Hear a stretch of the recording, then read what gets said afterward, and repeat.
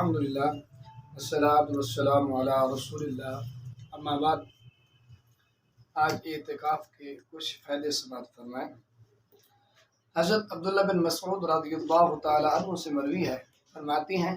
کہ محبوب کریم علیہ الصلاۃ والسلام نے فتنے اور فساد کے دنوں کا ذکر کیا تو میں نے پوچھا فساد کیا ہے؟ آپ علیہ الصلاۃ والسلام نے فرمایا جب کوئی شخص اپنے ساتھی سے بھی امن میں نہ ہوگا۔ تو میں نے عرض کیا کہ اگر مجھے ایسے حالات پیش آ جائیں تو آپ مجھے کس بات کا حکم دیتے ہیں؟ آپ علیہ الصلاۃ والسلام نے فرمایا اپنے آپ کو اور اپنے ہاتھ کو روک کر رکھو اور اپنی حویلی میں داخل ہو جاؤ۔ تو عرض کرتے ہیں کہ میں نے عرض کیا بتائیے اگر وہ میری حویلی میں بھی داخل ہو جائے تو آپ علیہ الصلاۃ والسلام نے فرمایا اپنے گھر میں داخل ہو جاؤ۔ میں نے عرض کیا اگر وہ میرے گھر میں بھی آ جائے تو آپ علیہ الصلاۃ والسلام نے فرمایا پھر اپنی مسجد میں داخل ہو جانا اور اس طرح کرنا۔ آپ نے اپنی کلائی پکڑ کر فرمایا اور کہو میرا رب اللہ ہے حتیٰ کہ تمہیں موت آ جائے۔ اگرچہ ابھی وہ حالات ایسے نہیں ہیں جس کا اس حدیث پاک میں ذکر کیا گیا ہے، لیکن موجودہ دور میں مادہ پرستی اور سیاسی رسا کشی نے جس طرح ذہنی سکون برباد کر رکھا ہے اور دولت کے حوث نے صلح رحمی اور رشتہ داری کی تمام قدریں مٹا ڈالی ہیں، ایسے حالات میں اگر کبھی کبھار اعتکاف کے لیے کچھ وقت نکال لیا جائے تو ذہنی سکون کا اس سے بہتر کوئی طریقہ نہیں۔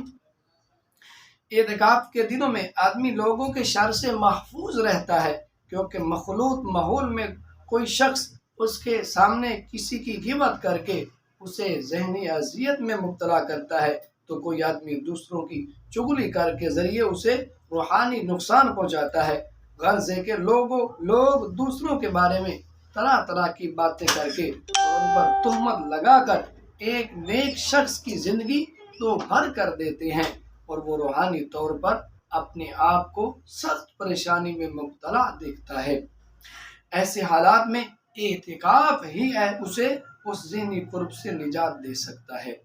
اسی لیے حضرت عمر فاروق رضی اللہ تعالیٰ عنہ نے فرمایا گوشہ نشینی میں برے ساتھی سے آرام مل جاتا ہے۔ آج کے دور کی حالت وہ ہے کہ جس کا ابن سماک نے ذکر کیا کہ ان کے ایک دوست نے کہا کسی دور میں لوگ دوا تھے جن سے علاج کیا جاتا تھا، اب وہ ایسی بیماری بن چکے ہیں جس کا کوئی علاج نہیں، لہذا ان سے اس طرح بھاگو جس طرح آدمی شیر سے بھاگتا ہے۔ حضرت ابو درداء رضی اللہ تعالیٰ عنہ نے فرمایا کسی دور میں لوگ ایسے پتے تھے جن کے درمیان کوئی کانٹا نہیں تھا، اب لوگ ایسے کانٹے ہیں جن کے درمیان کوئی پتا نہیں، لہذا ایسی حالت میں اگرچہ کانٹوں کے درمیان رہنا بھی عزیمت ہے اور اس کی اشد ضرورت بھی ہے، لیکن کبھی کبھی ان کانٹوں سے نکل کر گلستان وحدانیت سے گل چینی بھی ضروری ہے اور یہ اعتکاف سے حاصل ہوتی ہے۔ اعتکاف کا ایک فائدہ یہ بھی ہے کہ جب آدمی گوشہ نشینی اختیار کر لیتا ہے تو لوگوں کی اس سے طمع ختم ہو جاتی ہے اور یہی بات باعث سکون ہے،